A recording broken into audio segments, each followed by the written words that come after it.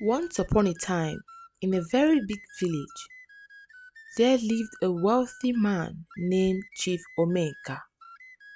He had two sons, Iwedinobi, the eldest, and Uchenna, his last son. Chief Omenka was so wealthy that people from different villages took loan from him. Some would leave their lands or something more valuable as collateral, but when they are unable to pay at due time, their collateral becomes his. This left him with so many lands, livestock, and gold bars. Chief Omenka loves his sons and taught them how he does his businesses. Soon he died and left his properties to his sons. Chief Omenka was among the chiefs in council, and because he was a great man, the king gave his title to his eldest son, Iwedinobi. When it was time for Iwedinobi to share their father's property, he would always find an excuse to postpone it. Iwedinobi became greedy and did not want to share anything with his brother. Soon, he planned to kill his brother by all means. He put charms in his farmlands and poisoned his meals, but Uchenna's chi was guiding him. In the kingdom of Umunka, every king must have the Ofonaugu, which signifies the staff of office. Without the Ofonaugu, the king is not considered king or fit for the throne. Due to the wonderful relationship shared between the king and Omenka family, they can have access to the king's chambers anytime. Because of this, Iwedinobi was hatching a new plan to do away with his brother. He knows that if the Ofonaugu goes missing and is found in the possession of another, that the person could face consequences. He or she is directly telling the king that he isn't fit for the throne.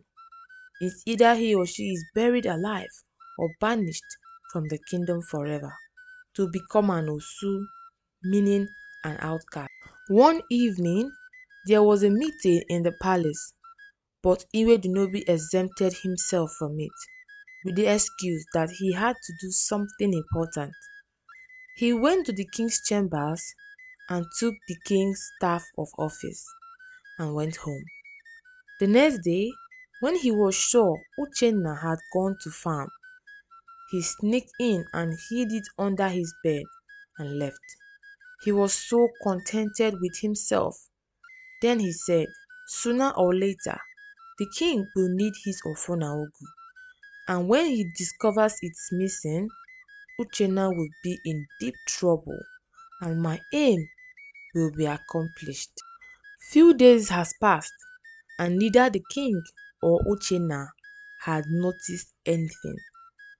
On the fourth day, after Iwedinobu has did his evil, the king called a meeting with the villagers, and he was supposed to address them with his staff of office. But he could not find it. He thought of who could have taken it, but his mind did not register anyone.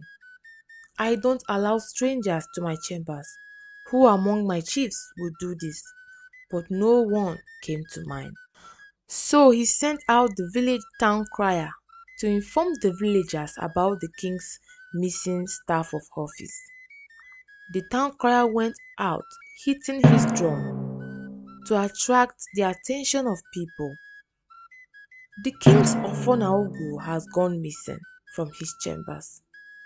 Whoever has it in his possession should report to the king within 4 market days. The king is willing to forgive that person. Failure to do so, severe punishment will be given to whoever is found guilty. The town crier said, hitting his drum, while giving the announcement around the village. People were talking. Who dares take the king's staff of office? That person must have a death wish, one said. Who do you suspect to commit this crime? Another said. The village was in disarray. Families with stubborn children were calling their children. Hope you have nothing to do with the king's staff. They dragged their ears and cautioned them. 4 market days has passed, and no one was coming forth with the king's missing staff. So the king decided to search everyone's home. Early the next day, the king, his chiefs, and guards went out, house to house, to look for the thief. They searched everywhere, leaving Omenka's family last because they were one of the most trusted people in the land. On getting to Uchenna's house, they searched and found it under his bed. A surprised look appeared on everyone's face, including Uchenna. "I did not put it there, I swear, my king. Please believe me. Why would I be doing with the king's staff of office? You all know I cannot do this." He addressed the crowd. He cried and begged. His brother was having a shocked expression on his face to deceive the people around. Uchenna followed the king to the palace. The king was going to declare for him to be buried alive, but he remembered the friendship with Chief Omenka. He would not want his son to end like this. So he declared Uchenna banished for the land and never to return. Uchenna felt numb. He could not believe that he was now an outcast for what he knew nothing about.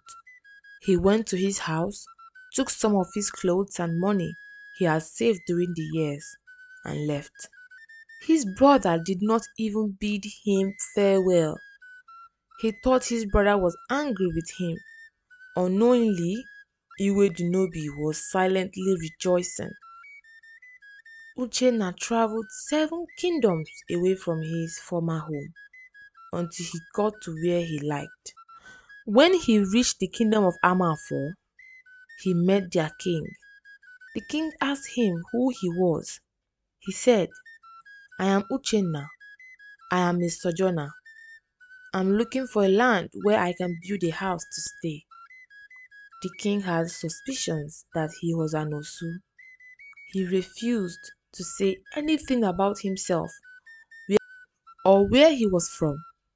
The king gave him a portion of land in the outskirts of the kingdom, where they gave people who were casted away from their village. Uchenna built his house and soon got used to the feeling of being an outcast. He settled down, found a land, and started farming. And within a few years, he was known around the kingdom for his large yam barns, fat cows, and his wealth.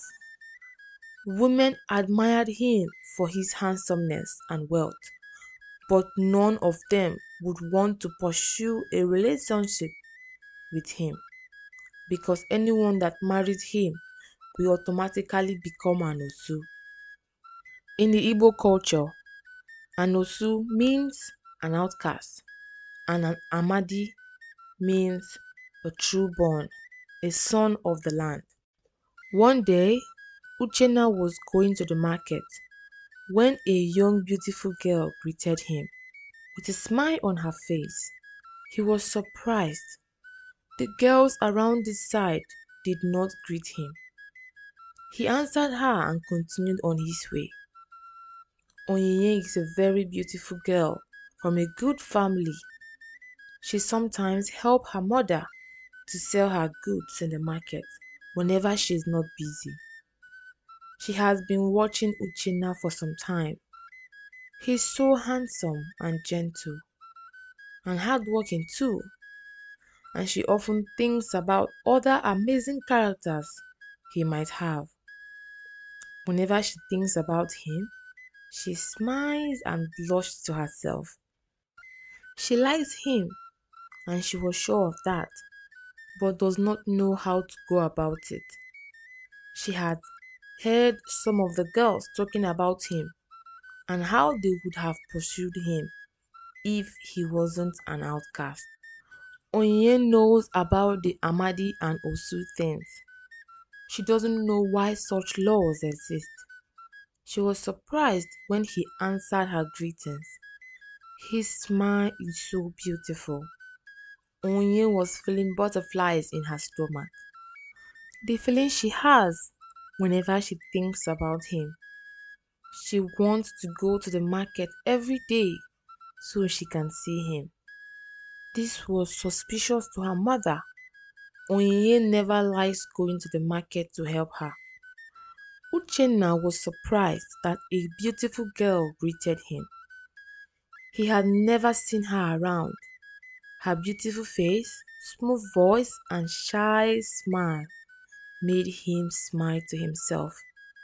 I think it's a one-time thing, he said to himself. But anytime he goes to the market, he sees her and she would always greet him. And soon, he finds himself going to the market even when he doesn't want to. He approached her and they became good friends. Sometimes, Onyinye would sneak out to see Uchenna. He would buy her gifts, cook and serve her. The way he cared for her warmed Onyinye's heart, and it doesn't look like he was forcing it. It comes naturally to him. Onyinye already made up her mind that Uchenna or no one. She loves him and he loves her. She doesn't mind the consequences that follows. Uchenna even told her the reason for his banishment. She thought there's more to it. She didn't push him to say more. She knew how painful it is to be banished. But if not for it, she wouldn't have met this amazing man. Thank you for watching. This is the part 1 of this story. Please stay tuned for part 2, and I know that you will like it. Bye.